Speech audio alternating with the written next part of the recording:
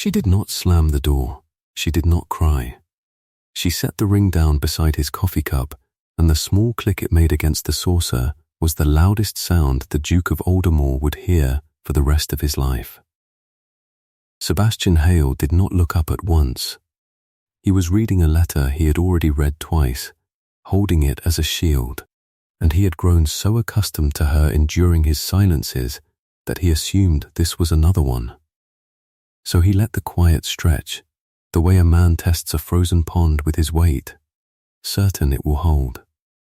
Then he saw the ring on the saucer, the Aldermoor betrothal ring, his mother's, 3 centuries of duchesses in a single old garnet, lying beside his coffee as though she had returned a borrowed book.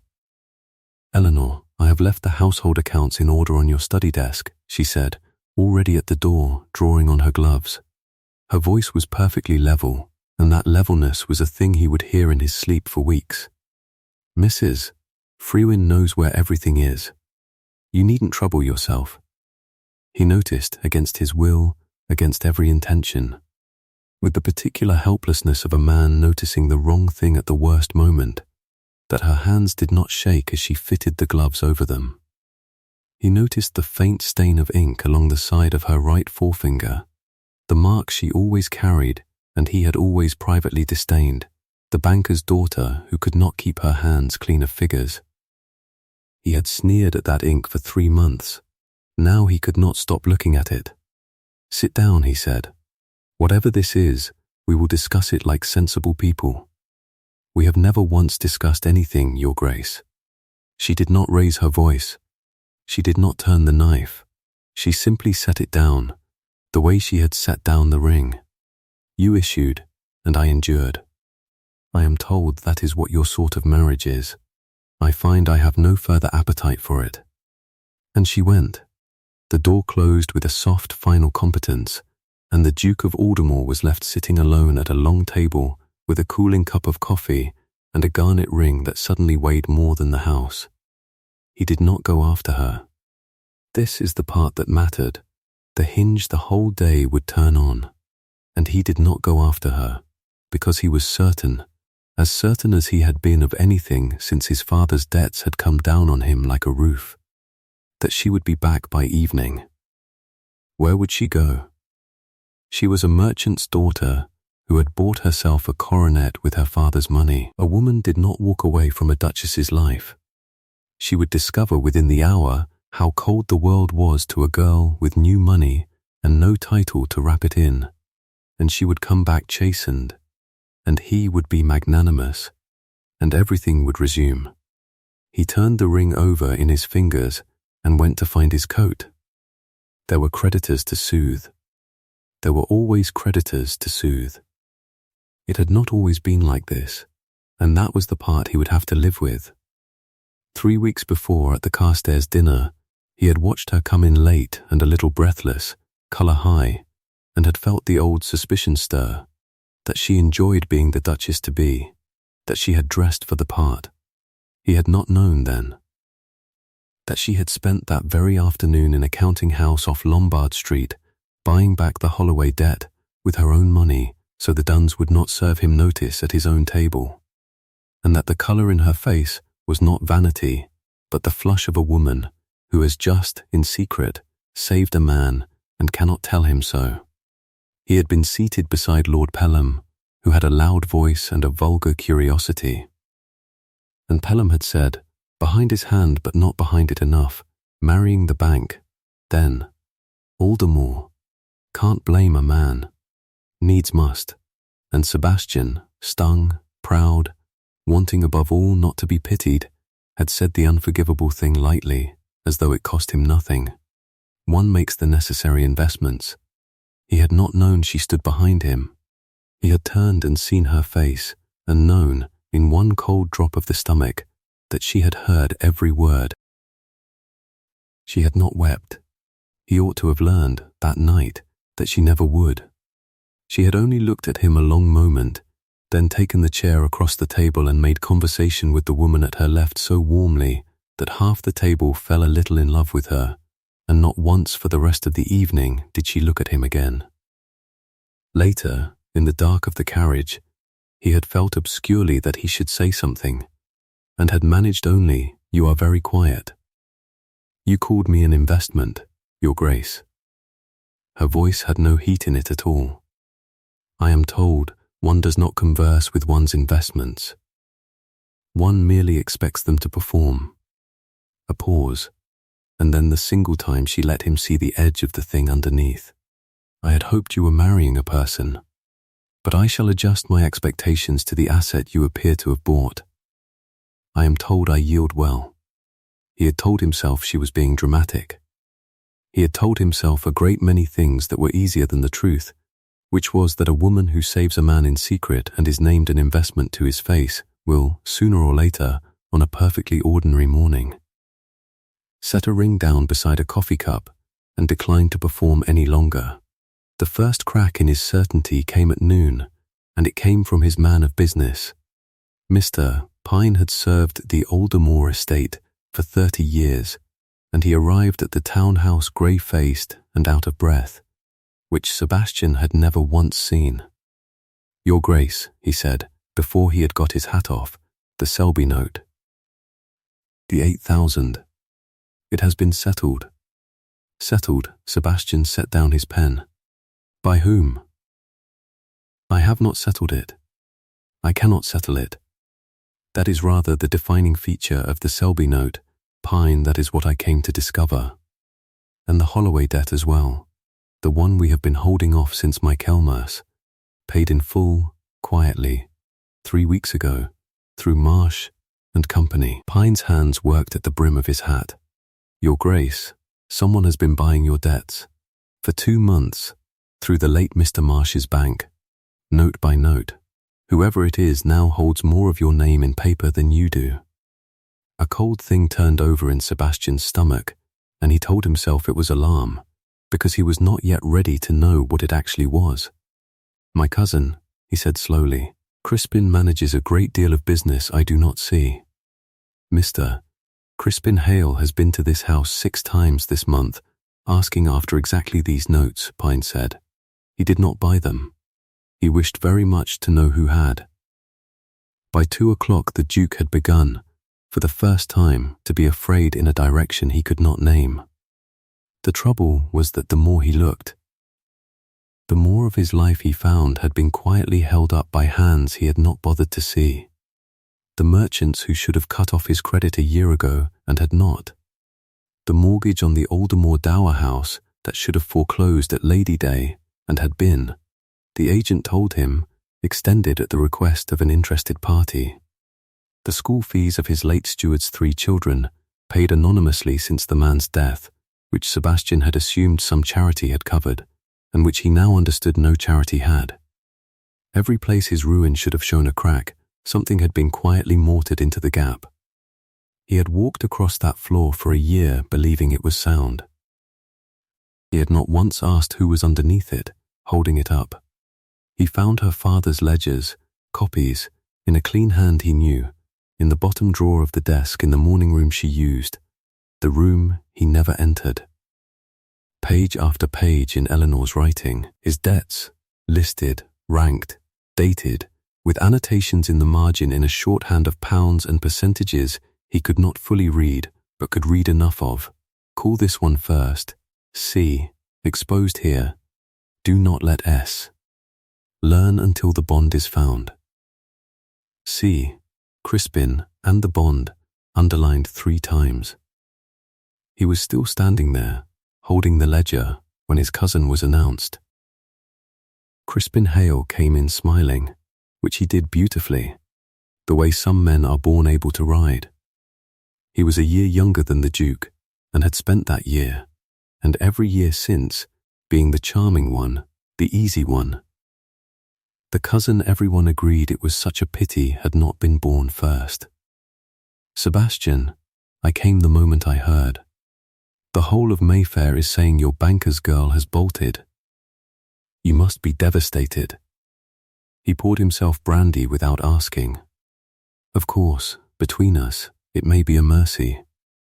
One does not like to say it, but a man cannot unmarry money once it's spent, and there were always going to be questions about the settlements, Why have you been to this house 6 times asking after my debts?" Crispin's smile did not move, but something behind it did. The way still water moves when something turns over beneath it. I look after the family interest. As the heir, you are the heir, Sebastian said, only so long as I am ruined and childless. I have spent 3 years being too proud and too tired to wonder why my affairs grew worse precisely as fast as you grew kinder. I am wondering now. He held up the ledger. What is the bond, Crispin? And there it was. For one bare instant, before the charm came back down like a curtain, a flicker of pure calculation, the face beneath the face. I haven't the faintest idea what you mean, Crispin said pleasantly, and set down his glass, and left, and the speed with which he left told Sebastian more than an hour of answers would have. He understood then 2 things at once, and they arrived together so that he could never afterwards separate them. The first was that his cousin had been engineering his destruction for years. The second was that the woman he had treated as a purchase had spent 2 months, in silence, with her own fortune and her own dead father's hands, standing between him and that destruction. And that this morning, with perfect calm, she had stopped. He sent for his coat again. This time he went after her. She was not at the bank, though they knew her there, knew her well, the clerk straightening at the sound of her name, Miss Marsh. Yes, Your Grace. But she is not here, and the way they said it, with a respect he had never once heard offered to himself, was its own small humiliation. She was not at her father's house in Bloomsbury, shut and under Holland covers. It was past 5, the spring light going long and gold across the streets, before a note found him at his club, in a hand he knew, brought by a boy who would not say who had paid him. If you wish to understand what you threw away, it read, "Come to the Heartley's rout tonight. Crispin will be there, and so will the bond. Come as a guest, not as a duke. For once in your life, watch instead of command. E.M." He read it 4 times. Then he went home and dressed, and for the first time in 3 years, he did not look at himself in the glass and see a coronet. He saw a man who had been handed something good and had spent 3 months proving he did not deserve it, and who had perhaps until midnight to become someone who did.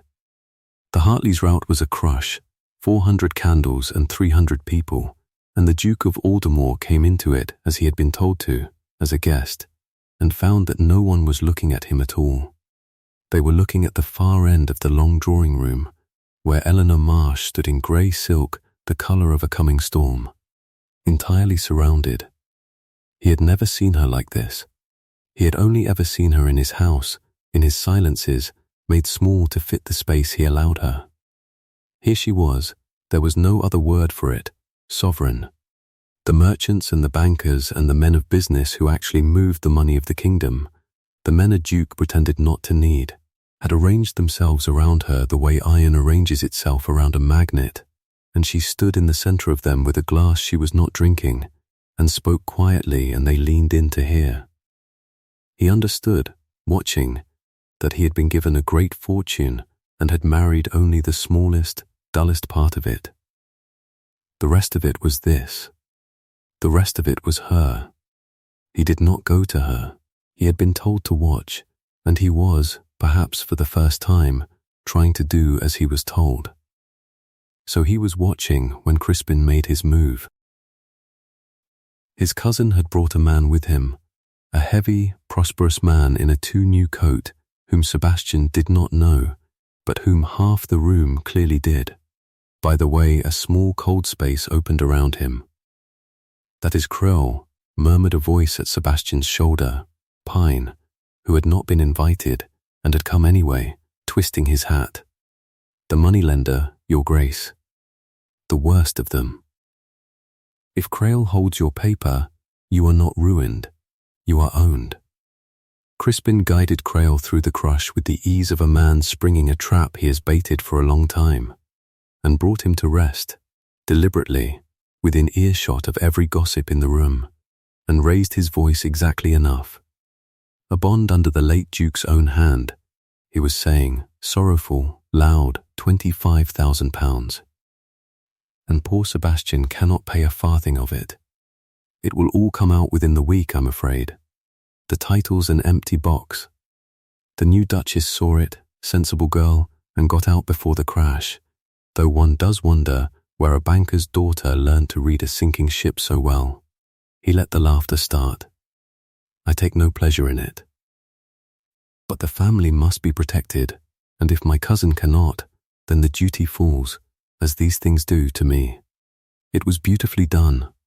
In 1 minute he had ruined the Duke, branded the Duchess a coward and a schemer, and dressed his own theft of a dukedom as reluctant duty in front of the only audience in England whose opinion could make all three true. Sebastian started forward. Every instinct of 32 years as a duke rose up to command, to deny, to crush, and a hand closed on his arm. Pine, she wrote to me too, Your Grace, the old man said quietly. She said, whatever he does, do not let him save me. He has spent 3 years saving his pride. Tonight he must learn to watch me save him. His grip tightened. Let her work. So the Duke of Aldermoor, who had never let anyone fight a battle he could reach, stood still and let her. Eleanor set down her untasted glass. She did not hurry. She crossed the room into the silence Crispin had made, and the merchants and bankers turned with her, a tide following the moon, so that by the time she reached the 2 men she did not arrive alone. She arrived at the head of the only people in the room who understood what was about to happen. Mr. Crail, she said, how fortunate. I have been meaning to return your property. Crail's prosperous face went carefully blank. Madam, I don't believe we are acquainted. We are not. But your business and I are old friends. The bond you are carrying tonight, the late Duke's hand. £25,000. You bought it 8 months ago from a broker named Finch for a little under 4,000, did you not?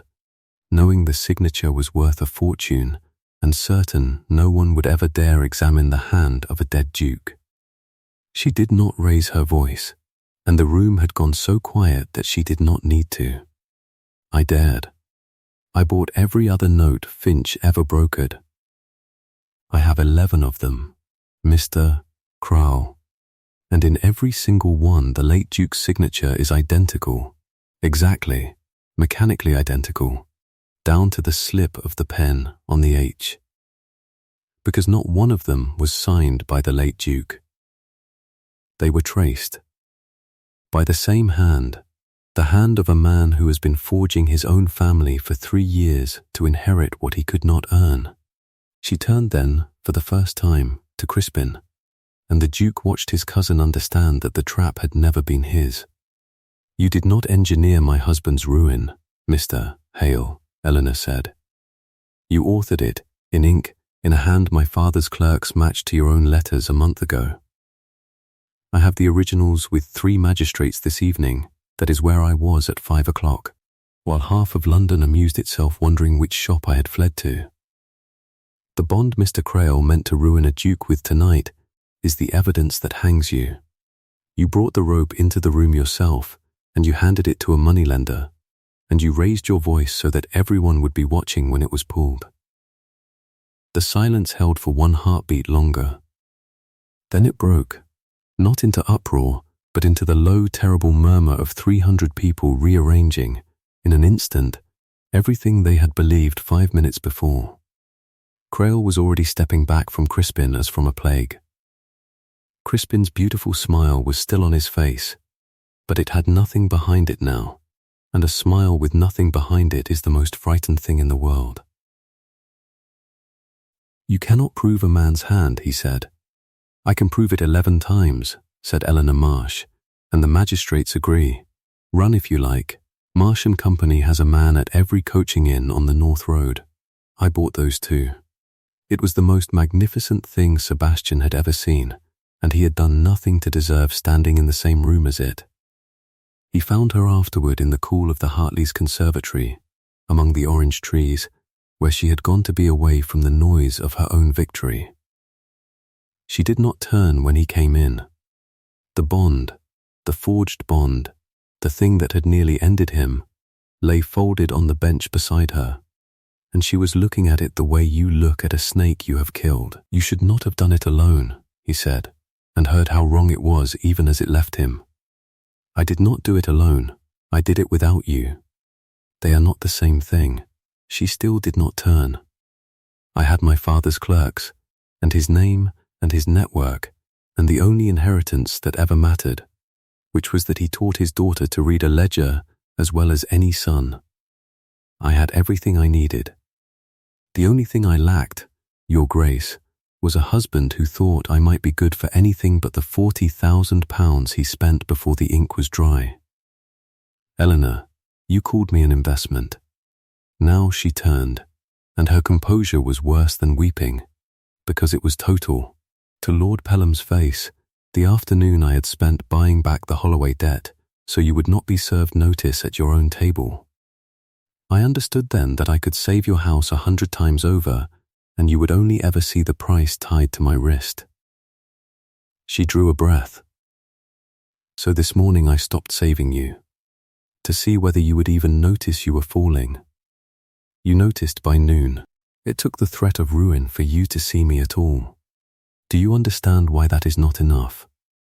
He understood. That was the unbearable part. He understood completely. He stood among the orange trees and felt 3 years of cold pride drain out of him and leave nothing behind it but a man who had been loved, competently and in secret, by someone he had been too frightened of being unworthy to love back. "My father left me £60,000 in debt and a single lesson," he said, "that everyone who ever came close to me wanted the coronet and not the man, and that the surest way never to be robbed of your heart is never to admit you have one. I have run my whole life on it. When your father's settlement saved my estate, I could not bear it, that I had been bought, that I was the thing being purchased, that the merchant's daughter held the deed to me. So I made you small, because a small woman could not have rescued me, and if you had not rescued me then, I was not a man who needed rescuing." His voice was not steady. He let it not be steady. "I made you endure my shame so that I would not have to feel it. It is the worst thing I have ever done, and I did it slowly, over breakfast tables, which is the only way a coward can do a great cruelty." Something moved in her face. He took one step and stopped, because he had not earned the rest of them. And the moment hung there, the orange leaves shivering. The distance between them a thing that might have closed, until a footman appeared in the doorway with a message that Mr. Crispin Hale had been taken up by the magistrates at the North Turnpike, and the spell broke, and Eleanor looked away, and the thing that had almost happened did not. "You should go and see your house secured," she said. "That is what dukes do." She picked up the forged bond and held it out to him, this proof that she had saved him, this thing he had not asked for and did not deserve. "Take it. It is yours now." It always was. He did not take the bond. He had done as he was told all day. He had watched. He had not commanded. He had let her save him. He had one thing left that was his to do, and he understood at last that it was not to act, but to refuse the easy ending. "No," he said. She blinked. It was the first time all day he had surprised her. "I will not take it from your hand like a man collecting what he is owed," he said. "You have spent 2 months letting me believe I stood on solid ground, and you were the ground, and I never once looked down. I am done being saved in secret. Tomorrow I am going to stand up in front of the same people who watched you do this tonight, and I am going to tell them that my cousin nearly destroyed this house, and that a banker's daughter saved it by name in the light, and let them make of it what they will. Let them say the Duke of Aldermoor married a woman cleverer and braver than himself. It is the only true thing that has been said about my marriage since it began." The bond trembled, very slightly, in her outstretched hand. "Stop," she said, and her voice had lost its terrible levelness at last. "Stop making me a speech. I have heard a great many beautiful things said by men who wanted something. Tell me what you intend to do. Court you, he said, properly, from the beginning. As though you were not already my wife and the saving of me, but a woman I had only just been fortunate enough to be introduced to, and had no claim on whatsoever, and would have to earn. He reached out, not for the bond, but past it, and closed his cold hand over her ink-stained one, the hand he had disdained for 3 months, the hand that had held up his entire life. I threw you away this morning over a coffee cup because I was too proud to be rescued. By nightfall I had learned what you are. I am not going to spend tomorrow pretending I have not. Eleanor, I do not want the £40,000. I never knew, until you set that ring down, that I had stopped being able to see anything but. I want the woman with ink on her hands who reads me better than my own man of business. Stay, and let me earn that.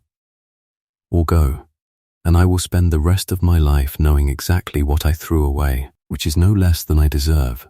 He thought for one foolish moment that he had said enough. Then the conservatory door opened, and the noise of the ballroom came in with it, and the noise had changed. He heard his own name in it, and hers, and beneath the music, the particular purr of the ton handing down a verdict. The footman who had brought word of Crispin lingered, white-faced, and gave him the rest when Sebastian beckoned, that it was already racing through the rooms that the Duke of Aldermoor's cousin was a forger, and his Duchess a tradesman's daughter, who had dragged the law into a ballroom to unman the air, that his aunt had called for her carriage rather than be seen to stay, that the wiser counsel, behind every fan in the house, was that a duke might yet save his name if he put the merchant's girl quietly aside and let the cousin's disgrace bury itself. He watched the cost of it land on Eleanor all at once, that she had won, and that winning had bought her the one thing her fortune never could, a welcome in the world she had married into. She had saved his house and made herself unwelcome in it inside a single hour. She stepped back from him and set the forged bond down on the bench, deliberately, the way she had set down the ring that morning, a thing she was finished carrying. There, she said, very steady, very pale, which was how he knew it was costing her everything. Now you have the proof and the house entire, and you may have your name back as well, the one thing I cannot hand you, because I am the thing standing in front of it. Put me aside. I will go quietly. I do everything quietly. You will be a duke with a saved estate and a tragic, sensible story, and no one will say you married beneath you a day longer than you had to. A breath. I have given you back your house. Let me give you back your name. It is the last thing I have, and then we are quit. It was the easy ending. It was the ending his whole life had trained him to take.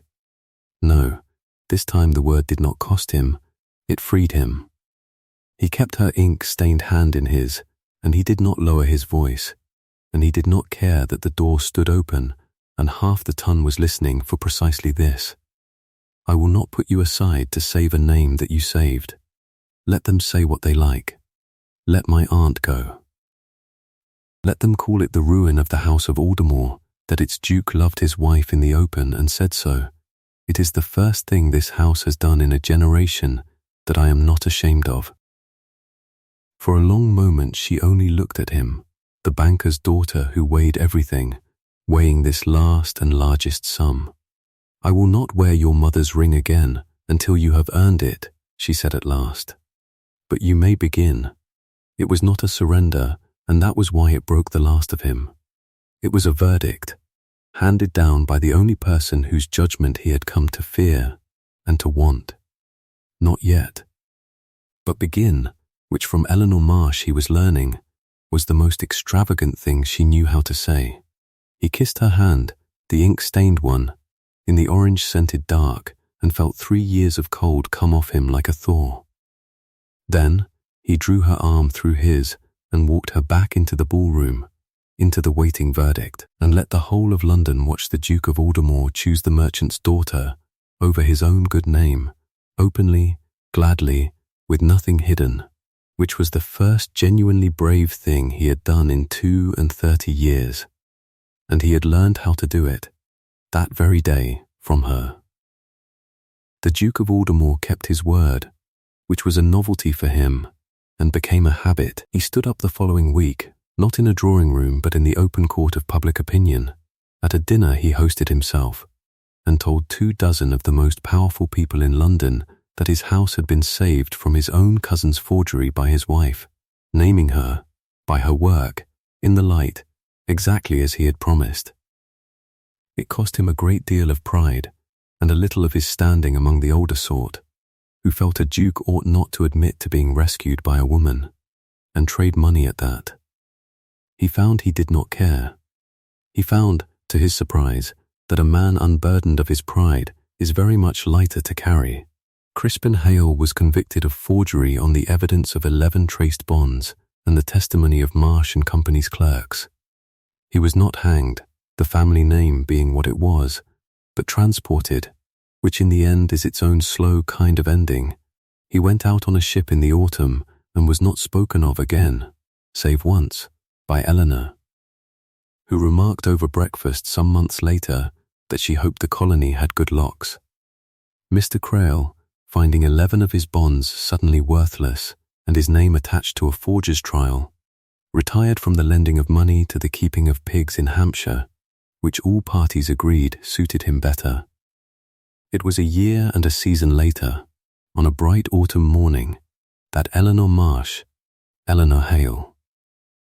Now, the Duchess of Aldermoor, though she still signed the bank's papers Marsh, and the bank had never done better, came down to breakfast to find the garnet ring lying once again beside her coffee cup. She looked at it for a long moment. Then she looked at her husband, who was watching her over the rim of his cup with the particular stillness of a man who has waited a long time and is trying very hard not to ruin it by speaking too soon. "It has been," he said carefully, "a year of earning. I am told the terms were not yet, but begin.